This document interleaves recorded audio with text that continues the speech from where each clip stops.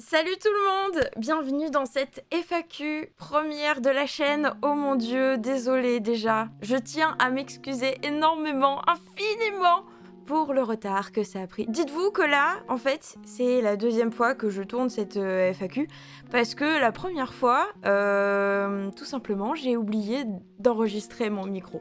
Voilà. Donc j'avais juste ma vidéo et un immense silence de mort pendant toute la vidéo et donc inexploitable. À moins d'avoir 1 heure de silence.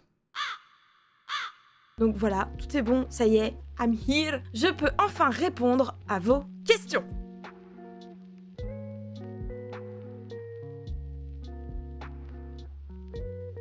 J'avais fait un petit post sur YouTube et un post aussi sur Instagram, donc coucou à tous ceux qui viennent d'Instagram aussi. Les premières questions qu'on me pose le plus, je pense, que ce soit en MP ou quand on me rencontre des fois, quand les gens me croisent, c'est souvent d'où vient ta passion pour le doublage? Effectivement, c'est une super question parce que oui, il y a bien un point de départ à tout ça. Le doublage, c'est quelque chose que je connais depuis que j'ai 8-10 ans via un making-of de la cassette de La Petite Sirène 2 où tu voyais la comédienne, la jeune comédienne qui joue Mélodie, comment elle avait fait le casting, etc. Et en fait, elle parlait de tout ce cheminement qu'elle avait fait avec Disney afin de prêter sa voix à Mélodie. Et quand j'ai vu ça à la fin de ma cassette, j'étais, je pense, émerveillée et sidérée de me dire que oui, il y avait bien en fait une personne qui fait parler Mélodie, que les personnages ne sont pas vivants, évidemment, mais ça restait un peu flou et un peu mystérieux. C'est comme si je savais que le Père Noël n'existait pas, mais je ne savais toujours pas comment les cadeaux arrivaient sous le sapin. Et à 8 ans, Amandine...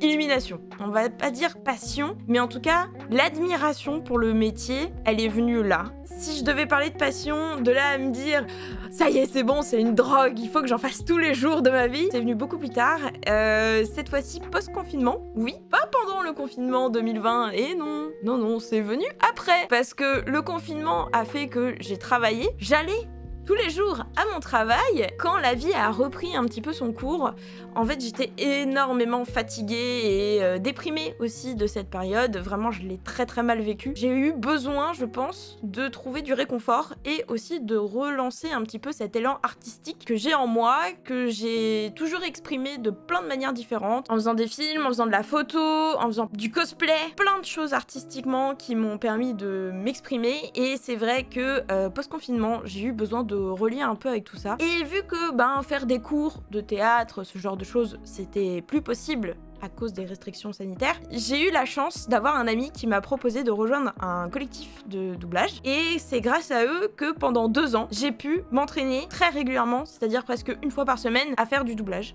J'ai appris des choses techniquement, j'ai appris à faire du mixage, j'ai renforcé mes techniques au niveau du montage, parce que je savais déjà faire du montage, mais j'ai appris plein de choses sur Adobe Premiere et After Effects. Et c'est comme ça que petit à petit, au cours de ces 2 années, en plus de travailler avec eux, j'ai commencé à faire mes propres vidéos, mes propres doublages, pour mon plaisir, pour m'éclater, pour m'entraîner et partager, voilà, tout simplement ma passion pour le doublage. Qu'est-ce qui t'a donné envie de devenir comédienne de doublage? Maintenant qu'on a parlé de la passion, le fait de vouloir devenir comédienne, c'est venu vraiment très tard, fin 2021, début 2022, et encore. C'était, on va dire, une petite idée qui germait dans ma tête, mais je savais vraiment pas comment m'y prendre. J'avais aucune idée de par où commencer. Je savais que j'avais pas le cursus, parce que j'ai toujours voulu faire une école de théâtre. La vie fait que tu ne peux pas toujours faire ce que tu as envie comme étude, voilà. Mais en attendant... je savais que j'avais la motivation, l'énergie, j'avais aussi l'argent, parce que vu que ça faisait 5 ans que je travaillais, j'avais des économies. Et donc je me suis dit, pourquoi pas me lancer.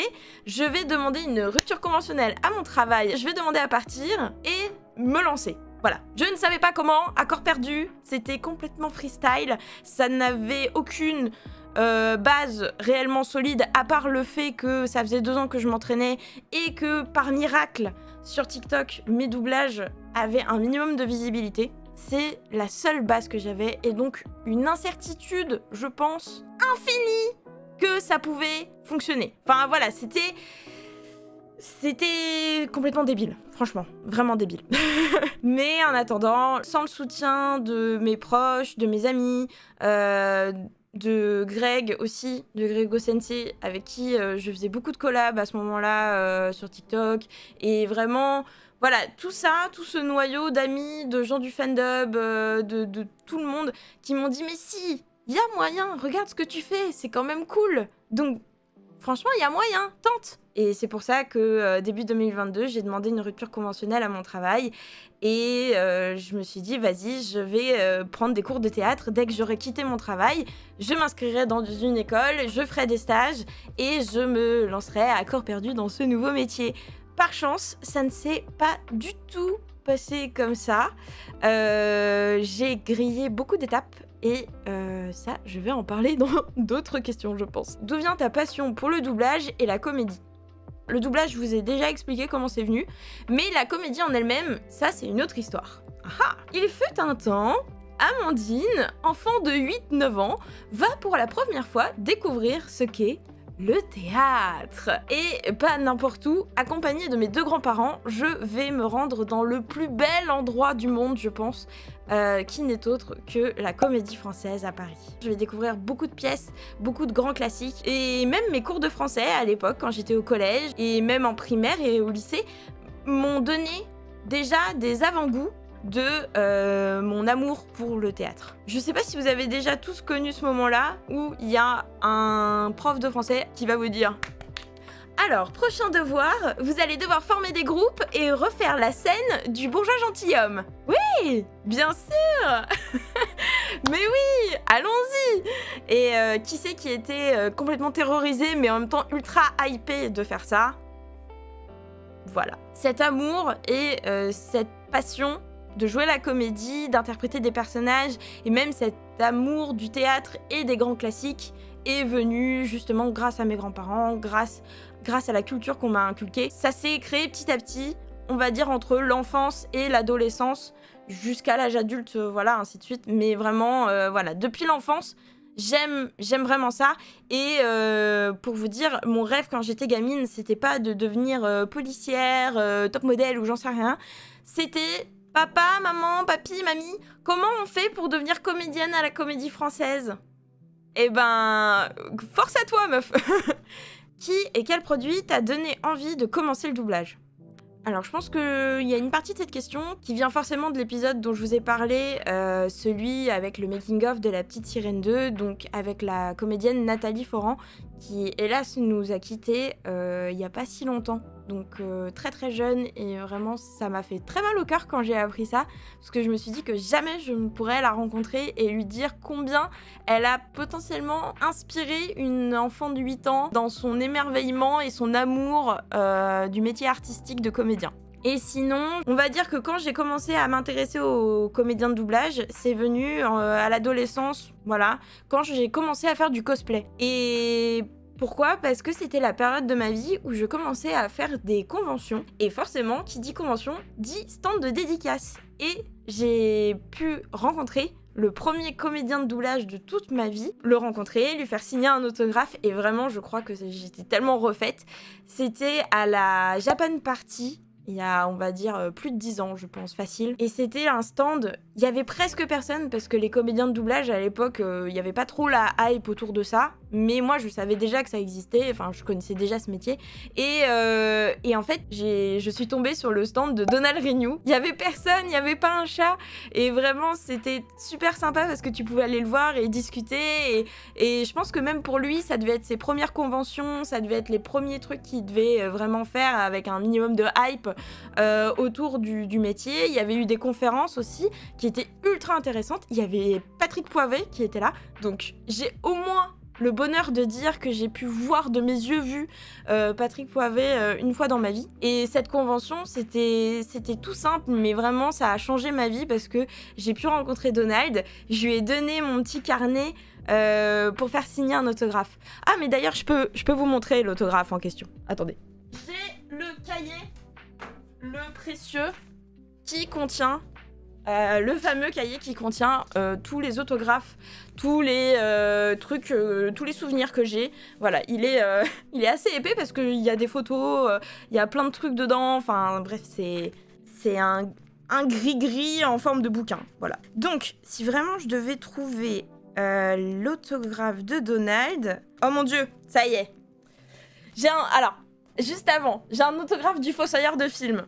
Ah, et lui aussi, je l'ai rencontré à la Japan Party, j'étais trop fière. Voilà, le premier autographe. Il est là, il est sur cette petite carte. Et c'est l'autographe de Donald Renew.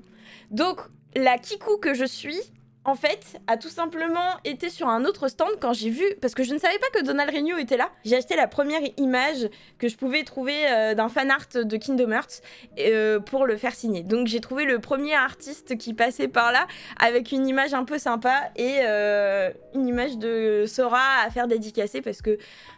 Sachez-le, Amandine, 13 ans, était amoureuse de Sora dans Kingdom Hearts.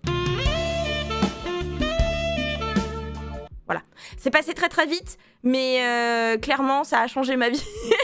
Rencontrer la voix de Sora, je pense que mon esprit a explosé ce jour-là. Et donc, voilà, tadam, pour Amandine, de la part de Sora, Donald Renew. Voilà. Et donc ce merveilleux autographe a plus de 10 ans. Voilà, soyez cake pour tous ceux qui font la queue pendant 3 heures pour le rencontrer. Voilà, moi j'ai mis 5 minutes, littéralement. Mais ouais, c'est sûr que ça a beaucoup changé et voilà, je pense que c'est des petites rencontres un peu comme ça qui ont forgé, on va dire, l'admiration en tout cas que j'avais pour ce métier.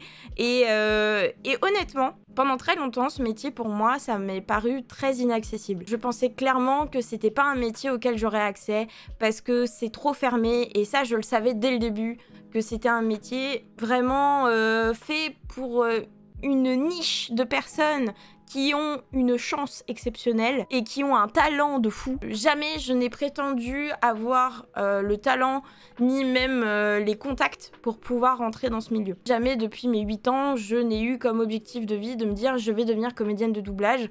À la limite, devenir comédienne, et si un jour j'avais l'occasion de faire du doublage, ça aurait été le pied de ouf. Mais voilà, je voyais pas ce métier comme étant accessible. Et ça, depuis toujours.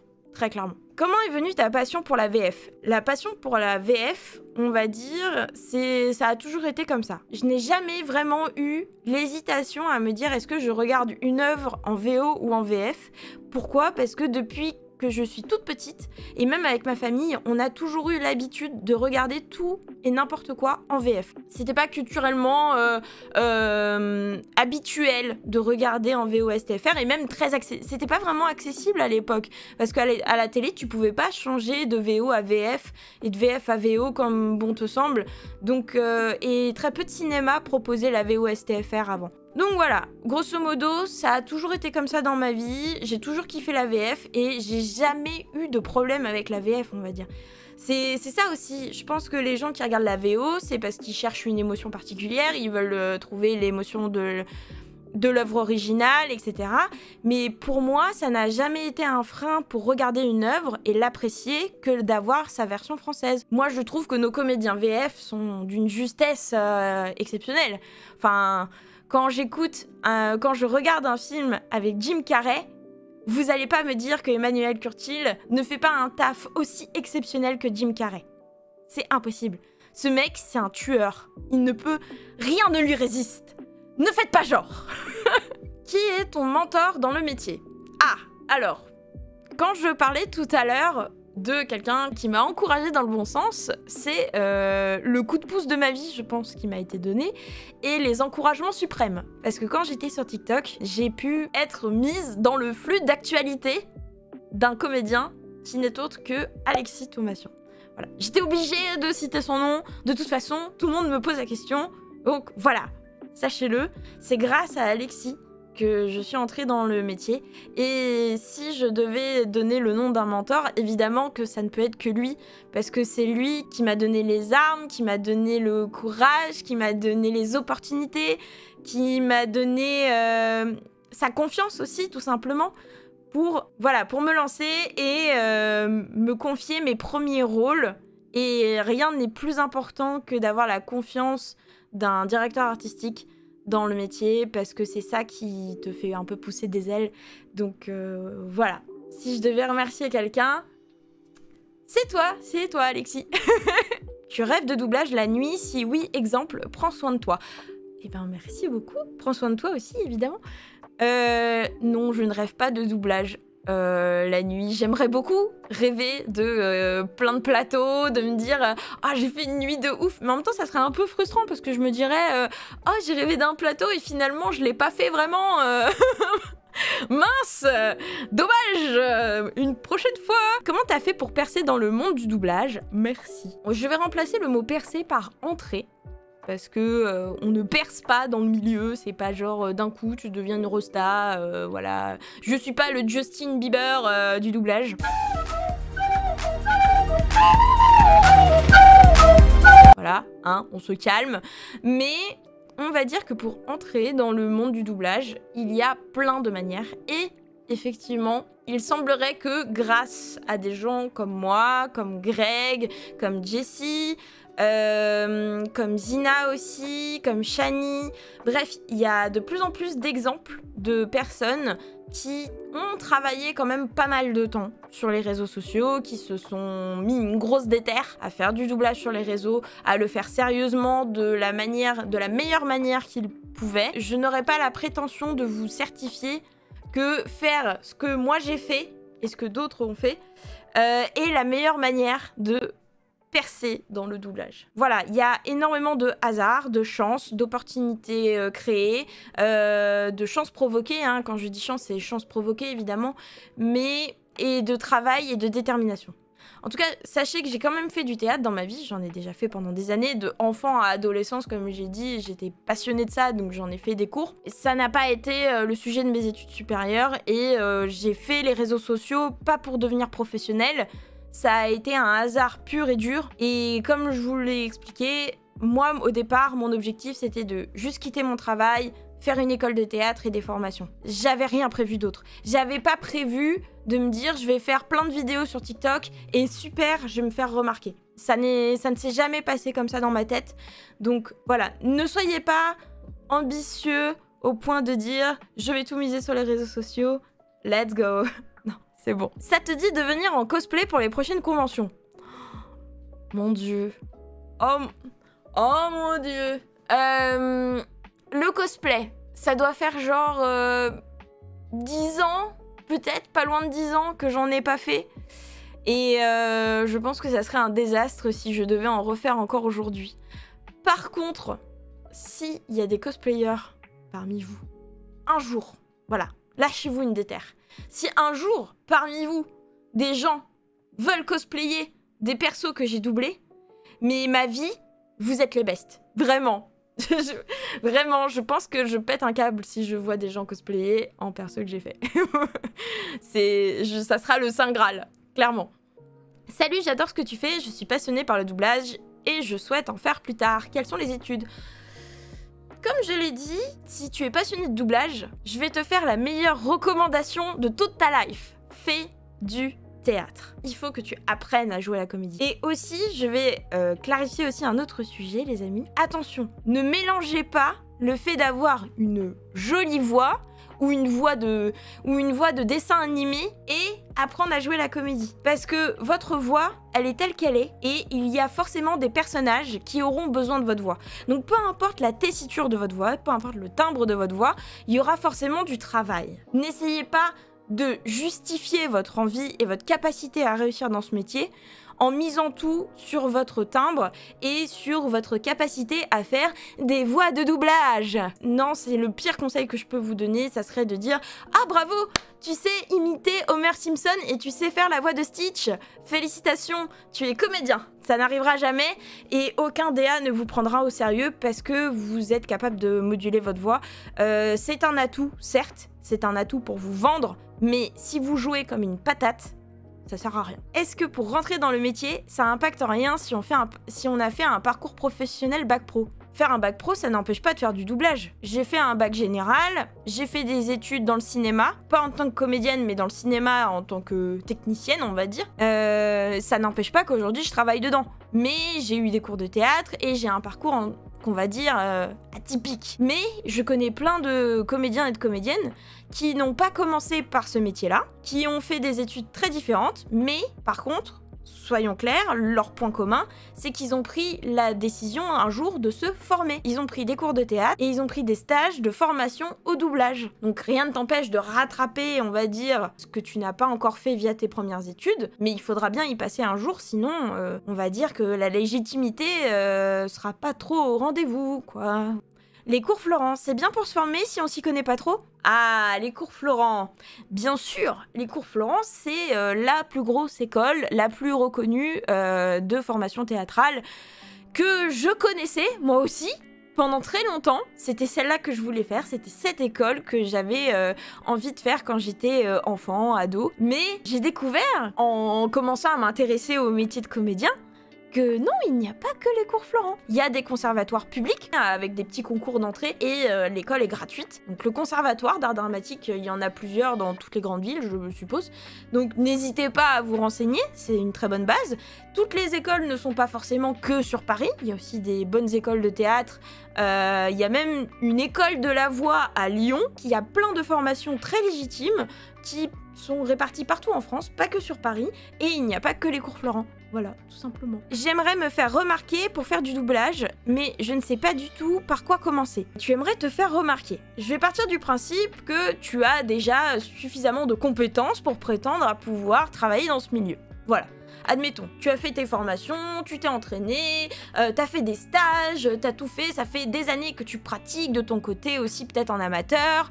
Enfin bref, plein de choses t'ont permis d'en arriver au point de te dire « ça y est, je veux me lancer, je veux me confronter au métier ». Première option pour se faire remarquer, tu peux évidemment poster ton travail sur les réseaux sociaux. Instagram, TikTok, Facebook, YouTube, bref.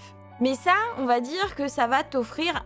ça va te donner accès à la visibilité du grand public. Tu peux mettre sur les réseaux sociaux et ne serait-ce que au moins si tu postes peut-être des redoublages que tu as fait, des choses comme ça, des vidéos même de choses artistiques que tu proposes, du chant, des courts-métrages, etc.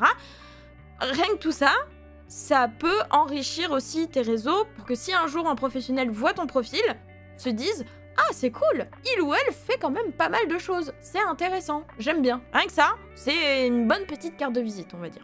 Deuxième option, tout simplement aussi d'aller démarcher. Tu peux le faire de différentes manières, tu peux le faire de manière virtuelle via les réseaux sociaux, mais là encore, le problème c'est que les réseaux sociaux, il y a énormément de monde dessus. Tous les DA sont très sollicités sur les réseaux sociaux, et rien que déjà par des comédiens pros. Donc si vous êtes amateur, forcément, si vous arrivez et que vous balancez votre bande démo et votre CV un peu vide, ben ça va être forcément moins, on va dire, mis en valeur dans leur tête que la quantité de comédiens et comédiennes qui leur a déjà aussi envoyé un CV et une bande démo. Voilà, c'est très très fluctuant. La meilleure chose à faire reste de vous faire du réseau, faire d'autres métiers artistiques, faire du chant, faire du cinéma, du théâtre, et rien n'empêche qu'en faisant ces autres métiers artistiques, quelqu'un vienne vous chercher en vous disant « Hey, j'ai vu ce que tu fais, et j'aime bien ta voix aussi, c'est très sympa ce que tu proposes. Ça te dit de faire du doublage ?» C'est une porte d'entrée et c'est la plus probable parce que c'est celle qu'ont connue la majorité des comédiens. Sinon, la dernière, c'est le démarchage en direct. Après, le démarchage aussi, ça permet de rencontrer des DA directement, leur expliquer un petit peu qui vous êtes, votre parcours, votre passion, votre détermination à faire ce métier, et sûrement, à force de vous voir traîner dans les parages, il y en aura peut-être un qui acceptera de vous faire travailler. Ça aussi, ça fonctionne. Voilà, le démarchage, c'est une autre porte d'entrée, mais il faut qu'il soit fait en direct plutôt que sur les réseaux sociaux, je vous le recommande quand même. Si tu devais doubler une héroïne Marvel ou DC, ce serait lesquelles? Je connais un peu mieux Marvel, et si je devais choisir Marvel, je pense que j'hésiterais entre un personnage comme Gwen Stacy, genre quand elle devient Spider-Gwen, genre une Spider-Gwen, ça serait stylé, ou sinon une Deadpool Girl, un truc dans le genre. Est-ce que tu utilises une application pour enlever les bruits, le souffle sur le micro par exemple? Donc déjà, mon micro, c'est un micro Rode NT1A avec une fenêtre anti-pop, une petite bonnette pour histoire de vraiment être sûr que tout se passe bien, et il y a des mousses acoustiques qui enlèvent la réverbération des murs. Tout ça cumulé déjà, ça fait qu'un enregistrement brut est déjà très qualitatif chez moi. Et ensuite, j'utilise évidemment des filtres audio que j'appose sur mes enregistrements pour les compresser, pour les améliorer, pour les rendre plus agréables à l'oreille, ou ne serait-ce que pour leur donner un effet beaucoup plus réaliste et mieux adapté à la scène dans laquelle je dois inclure ma voix. Donc tout ça c'est ce qu'on appelle du mixage, tout simplement. Et je le fais sur Adobe Premiere. Voilà. Comment tu fais pour découvrir toutes ces voix? En gros, moi, depuis que je suis gamine, comme je vous ai dit, j'aime beaucoup jouer la comédie, j'aime beaucoup tout ça, j'aime beaucoup m'amuser. J'ai toujours aimé entraîner mes cordes vocales à moduler de manière significative. Voilà. Donc, moi aussi, j'ai imité Stitch, moi aussi, j'ai imité Gollum dans ma vie. Voilà. Je suis passée par là. Mais, comme j'ai dit, ça ne justifie pas d'être bon comédien, de savoir imiter quelque chose. Mais forcément, quand tu le fais depuis le plus jeune âge, ça te donne la capacité à moduler plus facilement quand tu arrives à l'âge adulte. Parce que tu as entraîné, quand tu es gamin, forcément, tout est beaucoup plus flexible que quand tu es adulte. Et donc, acquérir cette compétence très jeune fait qu'aujourd'hui, je module très facilement ma voix.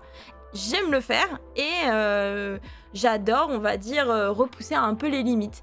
Tout ça, c'est des choses, on va dire, qui sont le résultat de toutes ces années à m'amuser, on va dire, avec mes cordes vocales et qui les ont musclées et qui les ont entraînées à le faire. Mais je les découvre au fur et à mesure. Voilà, je me challenge et on va dire que Et honnêtement, les vidéos que je fais sur TikTok, YouTube, etc., ça a pas mal aidé à découvrir certaines voix et à m'entraîner à les utiliser. Ouais. Aujourd'hui, arrives-tu financièrement à vivre du doublage? À l'instant T où je vous parle, là, début 2022, honnêtement, non, je ne dirais pas que je pourrais vivre du doublage. C'est un métier qui est très fluctuant, surtout au début quand on démarre. Et ce qui fait que bah, t'as des mois plus vite que d'autres. Et aussi, les studios te payent pas tous au même moment. C'est pas comme dans une entreprise où le 28 du mois, bah, tu vas recevoir ta fiche de paye et on va te dire voilà, dans quelques jours, tu vas recevoir ton salaire. Ça peut créer des moments de vide et financièrement, ouais, c'est pas ouf. Et ça arrive plus fréquemment quand tu commences ta première année, voilà. Et je vais pas me plaindre parce que j'ai eu beaucoup de choses et j'ai la chance d'avoir un chéri qui me soutient financièrement. Mais si demain, j'avais pas mon chéri avec moi, je pense que j'aurais dû retourner vivre chez mes parents depuis un moment et voilà. Comment faire une bonne bande démo? Une excellente même. Haha. Eh ben, ça tombe bien parce que j'ai écrit une vidéo sur comment faire une bande démo. Oui, je sais que vous êtes hype. Soyez hype, s'il vous plaît. Mettez des petits clap-clap, mettez des pouces bleus, j'en sais rien. Faites ce qu'il faut faire sur YouTube. Montrez-moi que vous êtes chaud. Qui veut savoir comment faire une bonne bande démo? Wouh! T'as quel âge? J'ai actuellement 27 ans et j'ai 28 ans le 28 janvier. Et n'hésitez pas à me souhaiter bon anniversaire sur Insta le 28 janvier. Ça me ferait plaisir. Est-ce que tu as de futurs projets pour l'année prochaine? T'es la meilleure. Oh, merci. Merci beaucoup. Cette année, effectivement, j'ai beaucoup de choses qui me traînent en tête. J'ai déjà ma chaîne Twitch que j'essaye de faire vivre du mieux que je peux. Je fais des concours / challenge doublage que j'anime sur Twitch. Cette année, je pense que je vais beaucoup plus miser sur YouTube et essayer de créer du contenu plus travaillé et en lien avec le doublage. Et voilà, continuer aussi à faire mes vidéos de redoublage parce que j'aime bien, ça m'amuse. Et voilà. Je continue d'avancer comme on peut, comme je peux, voilà.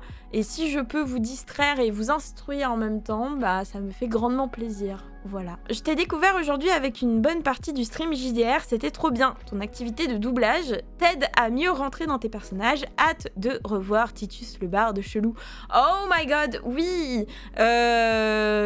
Alors, tu es tombé effectivement sur, je crois, le premier stream de JDR quand tu as posé la question, si je me souviens bien. Et ben, ça fait partie justement des choses que des projets 2023, on va dire, qui sont en cours de création, de travail et de progression. D'ailleurs, il y a même les 3 premiers épisodes, les 3 premières sessions du jeu de rôle sur table qu'on fait avec mes amis Le Tropper et Arledy, avec la maîtrise du génialissime Cernan.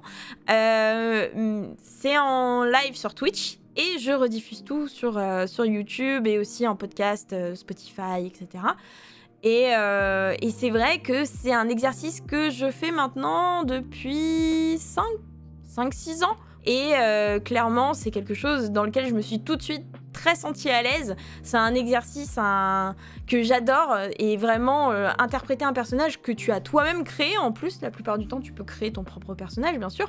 Donc c'est vraiment la liberté d'improvisation poussée à l'extrême, et tu peux te faire kiffer comme bon te semble, et tu as des amis à qui donner la réplique en plus.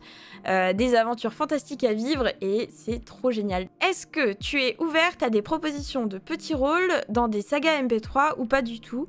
Si oui, en as-tu déjà écouté, et lesquels? Alors, je vais déjà répondre à la deuxième question au final. J'ai très peu écouté de sagas MP3. Je pense que les seuls que j'ai vraiment écoutés, c'est Clyde Vanilla, celle d'Antoine Daniel. D'ailleurs, que j'avais adoré, je m'étais vraiment tapé une barre sur cette saga. Aussi, l'épopée temporelle de Cyprien. C'est vraiment les 2 séries que j'ai suivies sérieusement, que j'ai écoutées et appréciées. Mais c'est très récent et voilà, ça est arrivé tard dans ma vie. Après, des séries audio, j'en ai faites et j'en fais avec un ami qui en écrit, et je travaille beaucoup avec lui, et il me donne très souvent des rôles importants, donc ça me permet justement, un peu comme le jeu de rôle, au final, de m'exercer à créer un personnage de A à Z, à vraiment construire sa personnalité, à l'interpréter sans version originale sur laquelle me poser. Donc c'est de l'interprétation pure, vraiment, c'est juste un texte et tu laisses libre à ta fibre artistique, et c'est hyper intéressant, donc j'aime beaucoup en faire. Après, est-ce que je suis ouverte à des propositions de petits rôles dans des sagas? Le problème, c'est que je commence à avoir de moins en moins de temps. Je suis beaucoup sollicitée, que ce soit professionnellement ou même de façon amateur, et je suis déjà beaucoup sollicitée sur plein d'aspects. J'essaye aussi de faire évoluer mes projets personnels comme YouTube, Twitch, etc. Et on va dire que les propositions maintenant, on peut m'en faire. Je deviens un peu sélective, ne serait-ce que pour mon emploi du temps, pour ne pas être submergée et être full dédiée à des projets d'autres personnes et plus aux miens. Donc voilà.